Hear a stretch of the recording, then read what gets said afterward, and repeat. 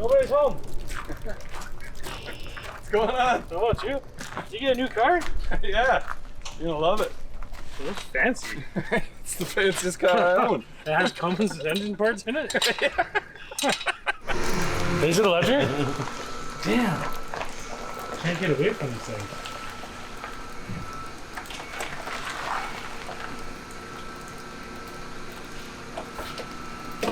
I should have no electric parking here.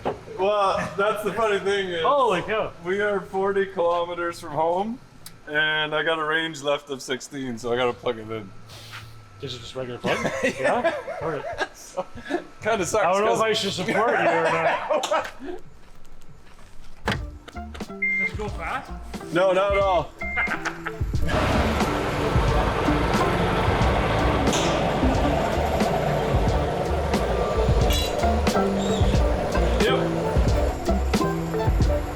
Backup camera and a bunch of Bluetooth.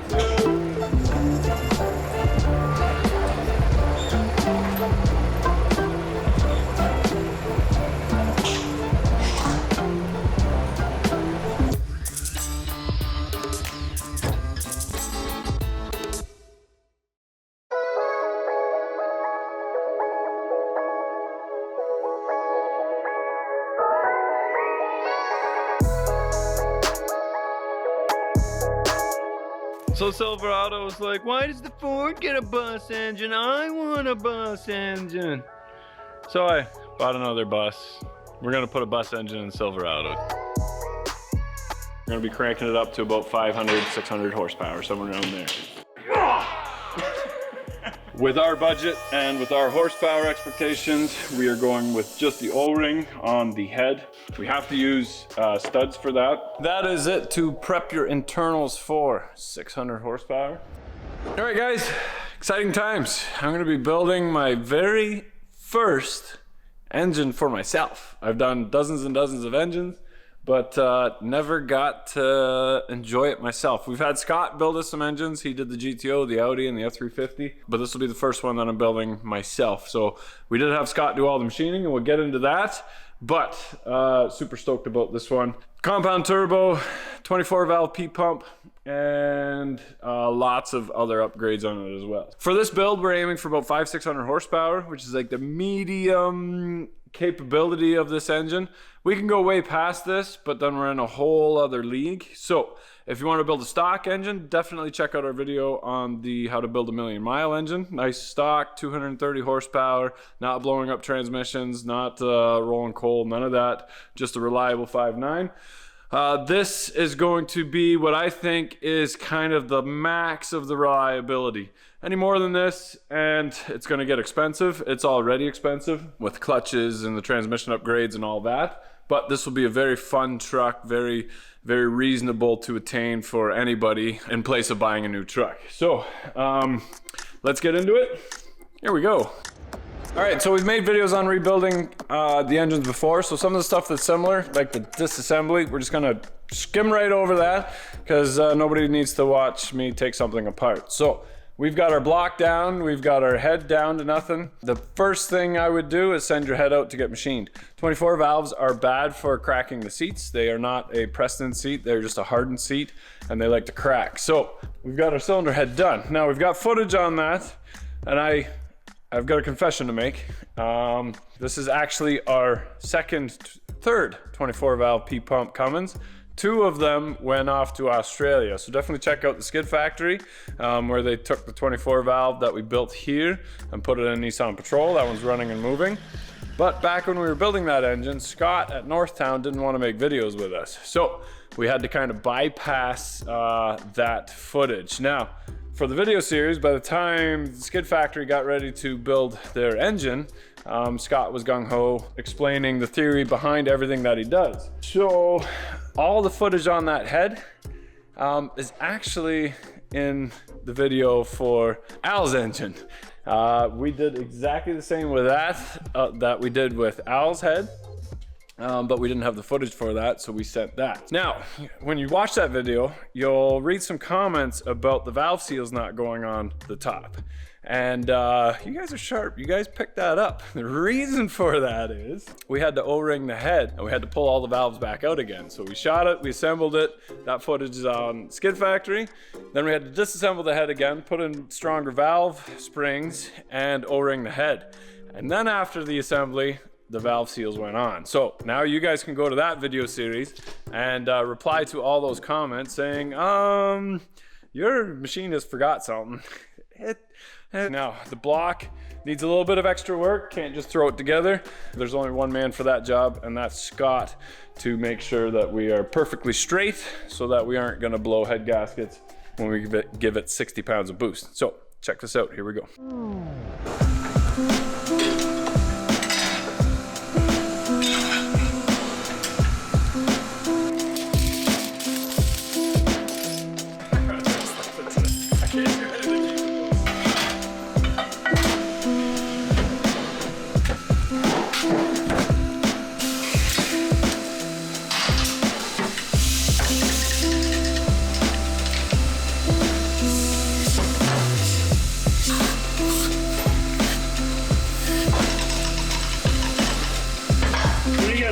Take the pins out of here, dry them all off, lube them up, and put them back in. Yeah.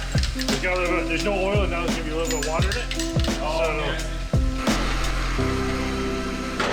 So beautiful. Tiny bit of carbon there still to clean up. Most of it all came off. All right, so Scott already put the 5.9 block on the machine to get prepped to get decked. I just took a knife sharpening stone and just went over the top. When I was taught in trade school or at the shop, we just put a perfectly good straight edge on there and then took a feeler gauge and stuck it underneath and see if you can pull it out. Yeah, that's a traditional method on how to do it. You can still do that to just check. Typically, I won't even take a job if they don't factor in the price of resurfacing the block, because every time I do it, I can check this block and we'll do it. We'll put the straight edge across it. We'll check for clearance, but you can't measure imperfections. You can't measure the twist. If you're not exactly perfect across that block, you'll miss it. Right. Once in a while, I get some blocks that clean up really fast, but then sometimes I get blocks that take 10-15th out of clean up. Right. So this one's actually pretty good. I did a pre-check before it. So what I do is I prep the pan gasket area. There's a little bit of rust on it, but what I do is I flip it over, prep everything, file everything, and then I check my distance from the center main to the top of the block on each side. And this one was actually pretty square when I put it onto the machine. Now I start dialing it, and even to the machine bed, it was only out by about 1 thou. So that's when I start using small pieces of paper to bring it up. So the center line from the crank to the top of the block was square. So when I put it on the machine, it's telling me that this is out a little bit. So what I want to do is I want to make sure the deck surface is square. And center line of the crank, you're making sure that the head is square to the crankshaft. Yeah, basically so the deck one surface. Right. So one cylinder isn't higher than the other. So now when I mic'd it across or use the dial indicator, it was off by about 2 thou without any shims. So now I shimmed up a little bit to get our 0 across. It'll be within a couple tenths, and then we'll put a straight edge across it so you can see where it's out. This block is actually pretty good. It probably has never been overheated or anything like that. Yeah, so, school bus putting along at 50K an hour. So I imagine that we'll get it stuck on every spot, but then we'll take a nice clean cut and we'll see how much twist is in it. Nice. So we got 0 there. Now I'm not putting any pressure on that. This is all stable off the cutting head. So all I do is just hold the needle. We'll stop here. At 1/2 thou. 1/2 thou. 1 thou right there. So you're out just under 1 thou over 2.5 feet. Yeah, nice. So that knife stone is just as valuable as this entire machine. Yeah, it is. Okay. So we'll do crisscross first. Yep. So this is 2 thou. So see it's getting stuck. A little bit of tension right there. A little bit of tension. It's very loose right there. There. Yep. Stuck there. Yeah, see it's now it's stuck. So there's a little bit of a twist to the block. Okay. Just double check the needle tight.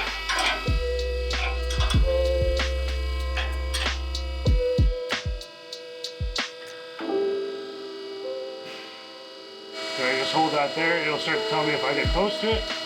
We obviously don't want to hog right into it right off the bat. So we're getting close, so I don't want to do any more. So I'll just bring it down by the wheel. Now I'm within 5 thou right there. This is still a composite gasket on this one. Yeah.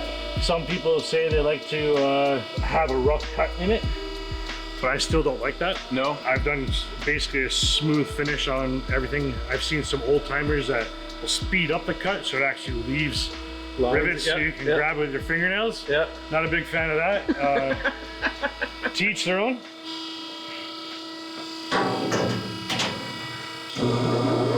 Oh, starting to spindle up. I just double check this. So we're within 6 thou. 0 is where we've been cutting. Okay. But it's not exactly perfect either. Okay. It just to get us close. So we're feeding in. I always stay here just in case. You never know something happens. I'm fast to this. I just flick it and it gets out of the cut, right? Oh, okay, yeah. So now I'll just for your initial start. yeah, I know it's over top of the cutter now. So I just find a spot where I can see that cutter hit and you'll just start to see it. Yeah. See that? Yeah. So I'll flick it back. I'll set my 0. My first cut, I'll usually do maybe 1 thou. Okay. And then we'll see where it's at. Nice.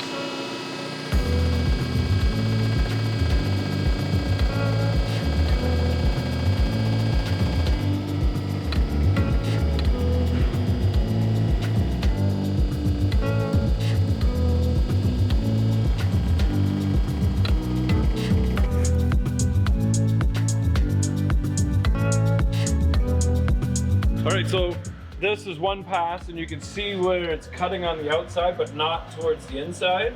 Yeah, it's just the way the engine twists, especially after a lot of years of hot, cold. Even through our winters, the cast iron will stress relieve, right? Yeah. So even even the heads are known for it even more, especially Cummins head, just being a thin head. Right. Huge twists to them. That's why I always laugh when people, garage guys, say, "Oh, I put the feeler gauge on the straight edge. Oh, it's perfect. I shouldn't have any problems." Because I always check in between, Yep. and then on diagonal and right here. I would have missed each one of these spots. Not that it's like, and again, it's 2 thou, Yep. but it's not perfect. Yeah, the right? biggest thing is right here. If you look at a couple of them, you see this one's not touching, and that's a coolant hole. Yeah. Another coolant hole that's not touching. Another coolant hole. So if you were to put this back together, you might not have any head gasket problems, especially with us O-ringing it. Yeah. But where it's going to blow isn't necessarily between the pistons. It's going to be into your coolant jacket. Yeah. So now you're going to be taking on coolant. Now, whenever we did a head gasket, we always sent the head away. Yep. But never the block, Never. because you leave your pistons in, whatever. Yeah. It's a head gasket, right? Usually one service is pretty much what you need, but if it's out already and you're doing the job, Yeah. you'll Right. that much better. And when you do the head gasket, if you've got 2 of these imperfect things, now 2 thou becomes 4 thou, and Yeah. that's when. Well, so my biggest thing is that on the head, as soon as you unbolt the head, the stress relieving in the head twists. yeah, You'll never be able to mimic bolting that head back up to match, to take the twist out. So that's why mandatory, if a customer doesn't want to do the head, resurface the head, I don't take the job. It's not worth it. Yeah. Because you will have a blown head gasket, maybe 2, 3, 4 months, but it will happen. right. So you can never bolt that down. Now, if it's twisted this way and you're torquing it down in the opposite direction, well, now you're actually pushing the gasket out. So I've come into all kinds of situations that you could possibly imagine with customers questioning me on jobs and stuff.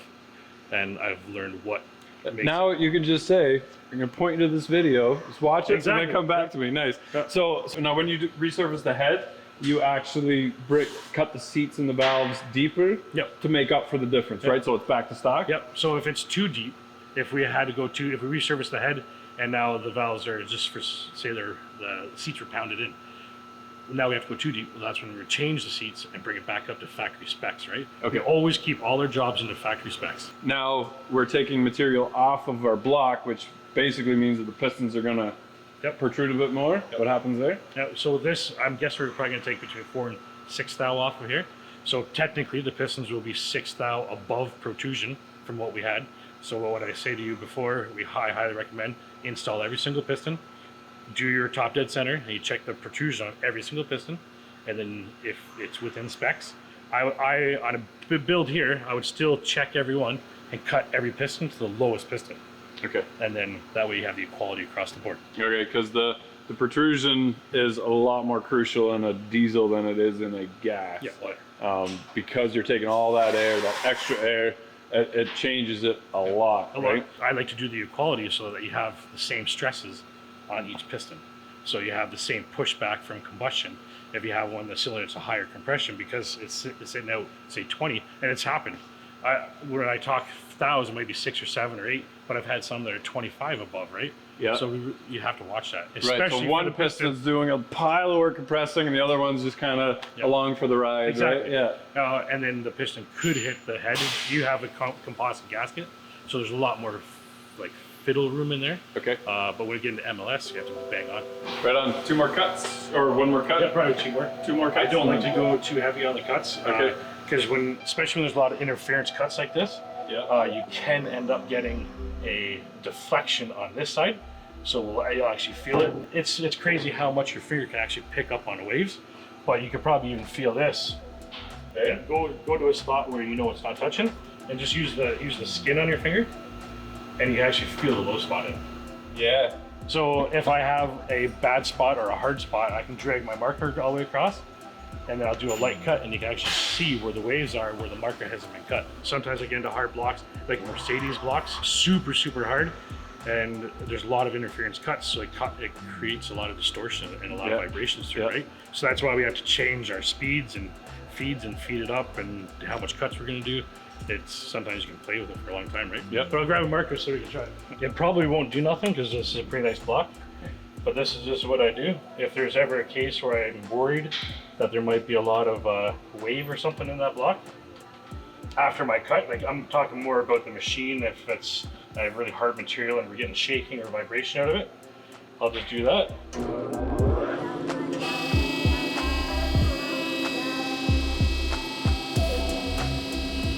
So we shut down the spindle, so every time you start the spindle up, it could be off a couple of valves. Yeah. So I'm gonna stay back a little bit. I'm gonna put a marker line here. Yeah. So I can re-feed into it and start as if it was a fresh block again. Okay. The bits I use is a CBN bit, which is a diamond bit basically. It's not meant to cut on the reverse level of it. So that way I only do 1 cut forward, lift it up, come back, drop it back down to my 0. And I'll do this typical method so I know exactly how much I'm taking. If I just use my dial, okay, it's not accurate enough where I could be either 2 or 3 or 4 thousand. I could be off. So I do this on every single cut. I cover it with a marker. I start to go into it, cut it, set my 0 so I know exactly what I'm taking, and then I feed my amount. So we'll just get close. I'll be ready just in case you hear the all the lights. It's happened. It's happened before.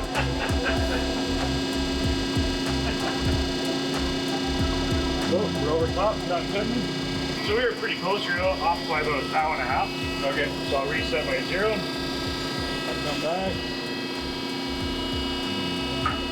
And I'll feed my about 1.5 hours. So I'm already feeding into about 1/2 thou. Yeah. So we'll take a 2 thou cut now. Okay. It'll get rid of all those lines. This block doesn't have a problem with waves. Nice.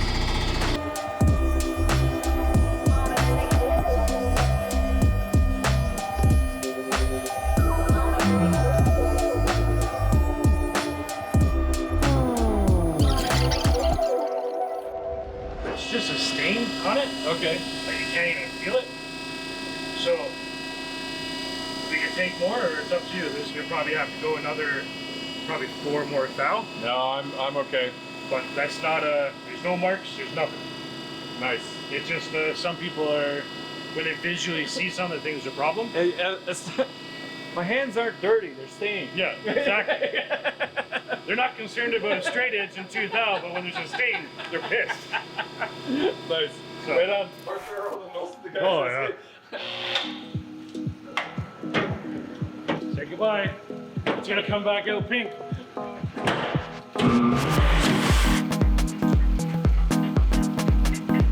220 degrees right there. I don't let it get out of you. You should touch it before others. Use those fancy gloves. That's like, you can smell this. It's never a good thing. Yeah. I always burn my hand on there and see if it has that comfort. This smells horrible. Smell it. No! Just feed on me.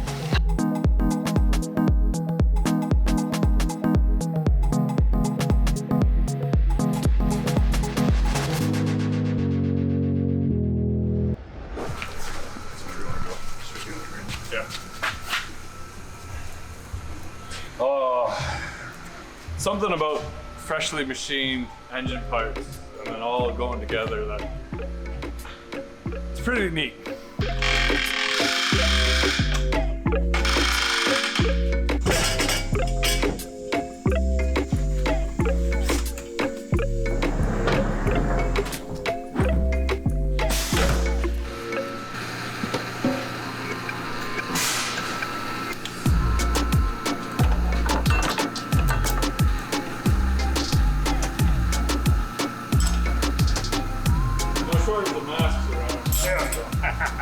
Okay, so we're polishing this crankshaft the exact same way we did the Cat. We don't have to chamfer it because the Cummins already have the chamfered oil holes, and the only reason for that is when we're sanding it, we don't want to raise the lip of it on the very edge because that will wreck the bearings. It's a cork gasket, so we don't take materials off, but the cork does cause respiratory issues, so we've got masks.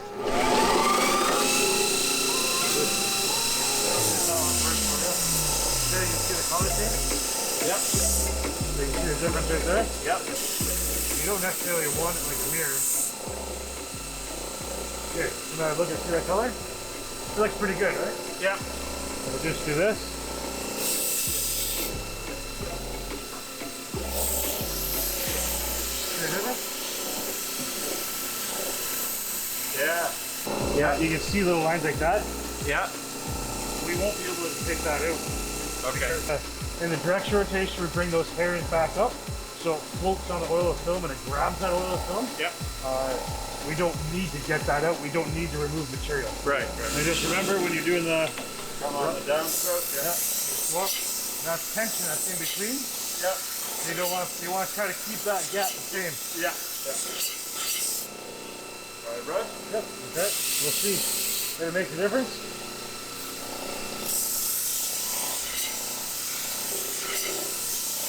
See the difference? Yeah. So that's where the line ends? Yeah, yeah. Crazy. So there's a line right on the edge of the oil hole. It does only works on a hard shaft. If I just had like a cast iron Chevy 350, Yep. wouldn't matter.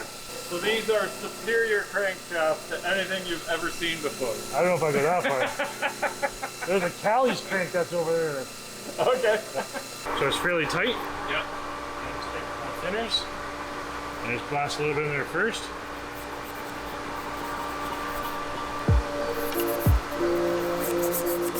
Just do that to all the holes. Yep. Blow all the holes out. Yep. And then come get it. Perfect. Smell that. Smell your green smells.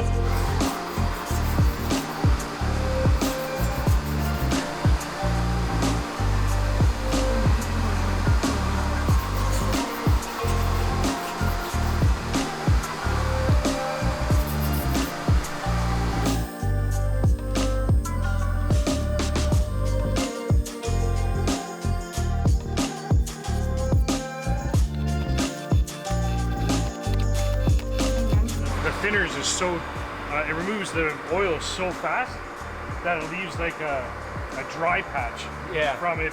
It actually sucking the old oil out of it, right? Yep. So that's the only thing I'm just trying to get rid of. Technically it makes it look better. I wouldn't have to do it, but Somebody told me the difference between a good job and a great job is usually about an hour, and he's pretty accurate. yeah, some of this stuff like you won't get rid of that. The little see the shadow. But yeah, You can't get rid of that. In this, we used an abrasive polisher.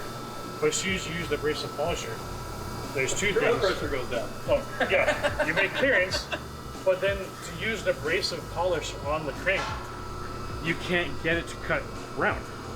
So essentially, your crank will be like a wave all the way around because this isn't accurate enough to remove material off a crank and keep it round. Well, maybe you, but Maybe. I was pretty good. So that's why I don't use abrasives. I never ever touch the abrasive. If it's to the point where it needs abrasives, You got a ground. grind it. Yeah. Make it round. Yeah, it's still a little bit warm on it. Yeah, it's crazy how long it holds that heat. Yeah. But that's funny too. Like the Cummins, when you have a cold start in the morning, it takes a while to warm up and fire. At the end of the day, it's been 8 hours since it's ran. there's still heat energy in that with like minus 15, No. but it fires right up. Oh yeah, I definitely hold heat for a long time. That's 1,400 pounds. Yeah.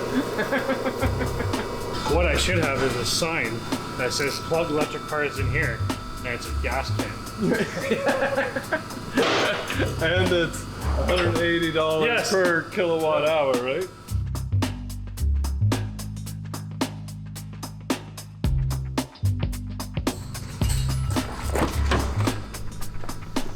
Okay. Yep.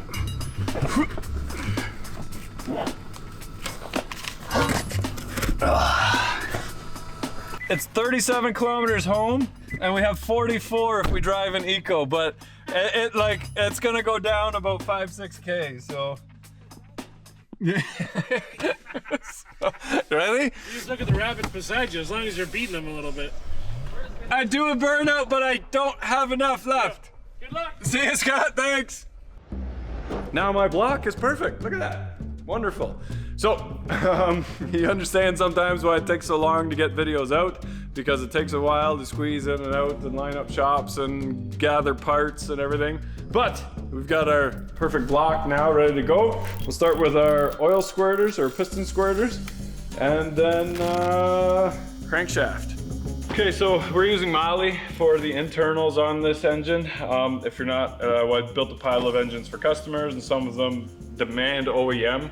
But Cummins is really expensive, and we've had really good luck with Molly. We're running Molly in our Audi and a bunch of stuff in the Cat as well, and mainly because they're so diverse. They have a massive variety of parts for pretty well every engine, and we've never had a failure with one of these. They always fit really nice, well packaged. Scott generally uses Molly, and whatever Scott recommends, I kind of follow suit. These ones don't have holes, they go in the cap. These ones have holes, they go for the squirters and the feed. Here we go.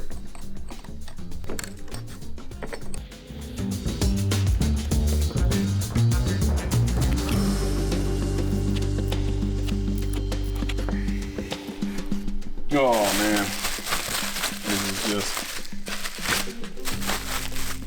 better than Christmas, just unwrapping not only car parts, but parts that you've worked on to get this perfect. Oh, here we go.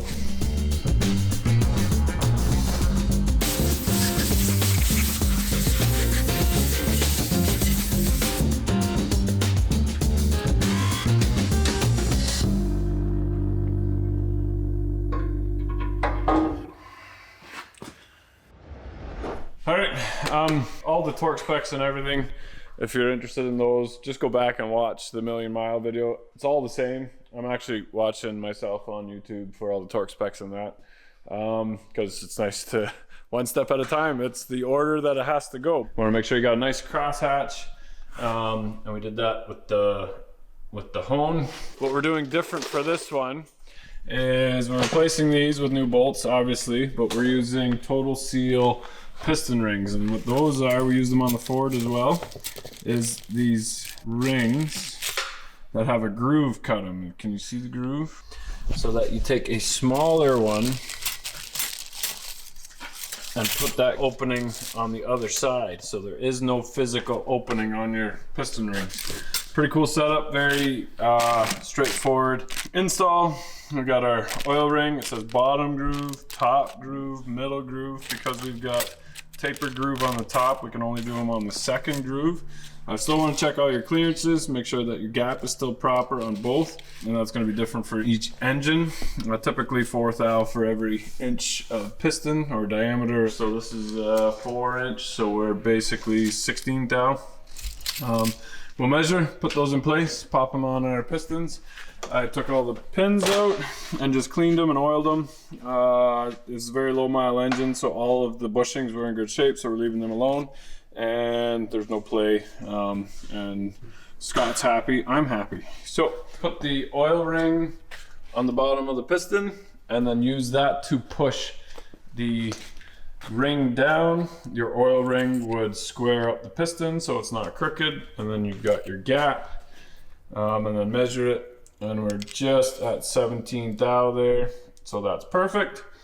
We'll check all the other ones, pop them on, and bam, I got a short block. Now, you'll get instructions with yours, and it says on there, don't over lube the pistons when you put them in. In my other video, you saw me dunk the entire piston and put it in the truck. We're not gonna do that. We'll just lube it with some straight 1540 non-synthetic, so that the rings have a chance to bite into the cylinder wall. And here we go.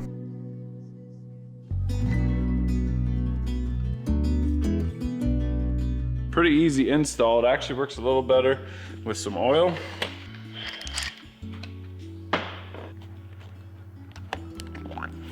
All the rings are marked top, and you want to space your gaps on the pins opposite from each other. And what's also cool is you can tell them your exact specs of what you're building, what you're trying to accomplish, whether it's like an older restoration or whether you're racing or diesel or whatnot. And in the racing world, things still blow up, so you can actually send the rings back to them. They can diagnose whether they were the right rings or something else was wrong, or they got different material that would work better for next time. So pretty cool.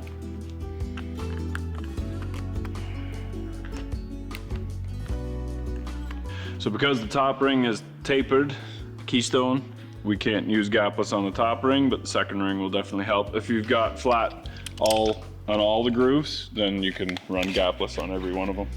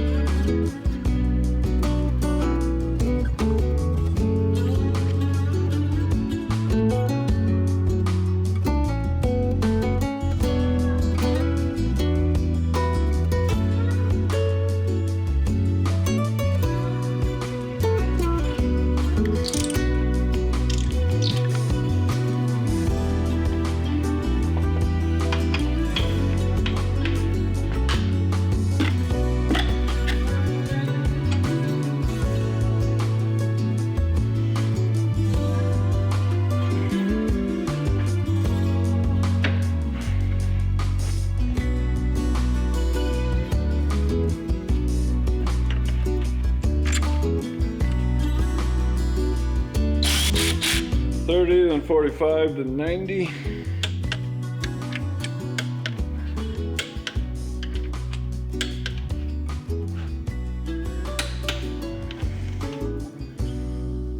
It's getting heavier.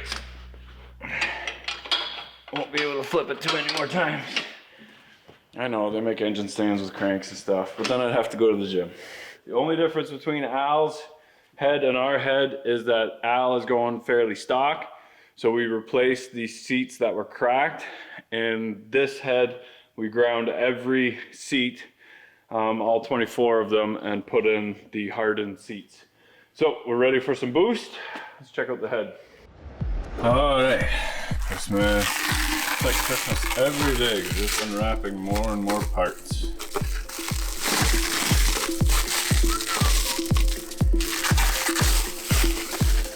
So let's check out these O-ring grooves and try to figure that out.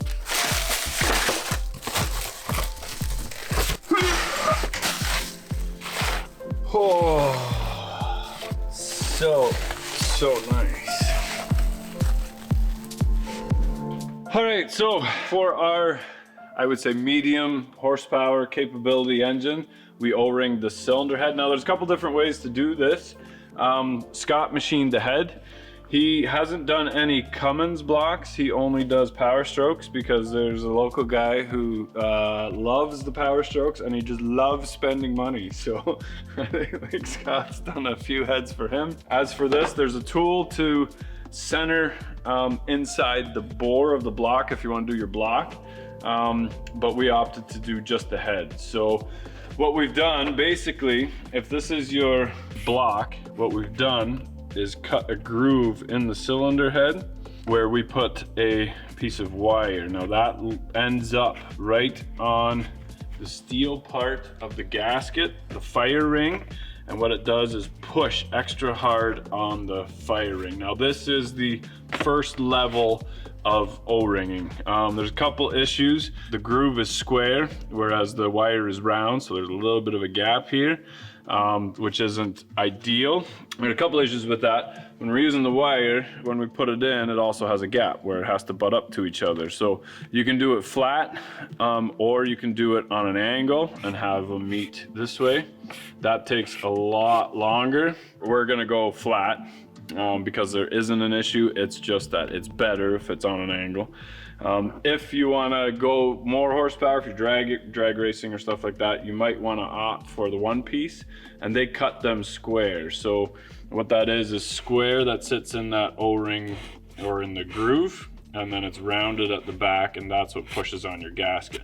Now when you get to that level, you want to cut the head and the block. So what it actually does is to give a little recess for that fire ring to push the gasket in between there. But that has to be absolutely perfect machining. If the block and the head don't line up 100%, then it's actually a lot worse, and your engine won't even leave the shop before it has to get tore down again. So with our budget and with our horsepower expectations, we are going with just the O-ring on the head, pushing on the gasket tight against the block. We have to use studs for that, and we opted to go with exotic studs. Now, exotic's been around for quite a while. It's the exact same material as the ARP, but I think they're less than half the price. Originally, there were some complaints about them not having enough lube in the package and not being packaged very nice, but I think they've upped their game a little bit. Each one packaged really nice. Lots of lube. If I could get that open. Aaron, chew on this. Open this up. We'll get to that in a bit when we actually stud the engine, but if you are gonna O-ring, you need to get some studs. This is like 40 some odd thou. But you do want to take a file and square off the edge.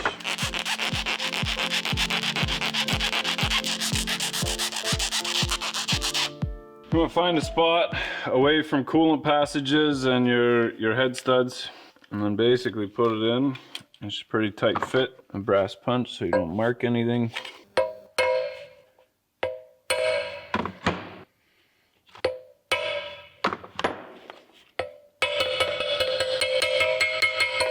Now, don't be shy. Go a little extra because you can file it down. If you're short, you got to start over again.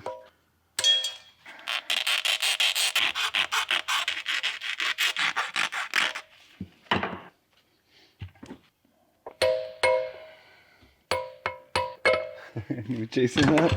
Scooch more. You can see how difficult this would be if you tapered the...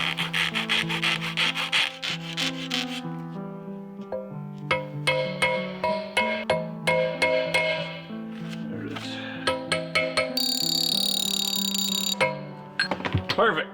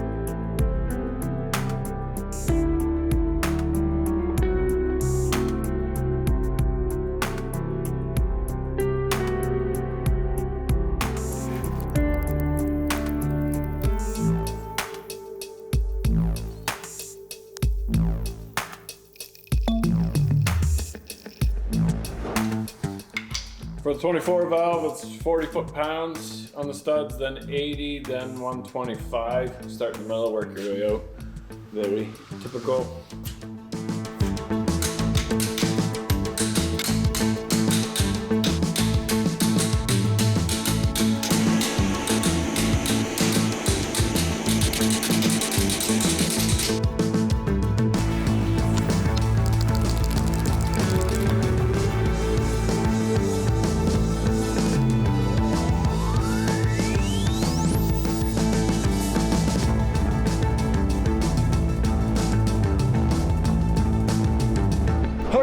So that is it to prep your internals for 600 horsepower. Next video, we'll start talking about the air. We're gonna put some compounds on it, 369 and a K27. And we're gonna see if all the intercooler piping and exhaust piping will work in a Silverado. Power-driven diesel designs it for a Dodge, but honestly, who drives a Dodge? That's it for now. Thanks for watching, guys. If I missed anything, definitely comment down below. I appreciate you guys' feedback. This is my first time doing O-ring, so yeah, if I did something wrong, let me know. I'm so confident I won't leak. I'm gonna paint it black anyway. I don't even have to rely on paint on this one. Remember, get out there. You guys can do this yourself. Work on it, because if you're not filthy, you're not rich. Here we go.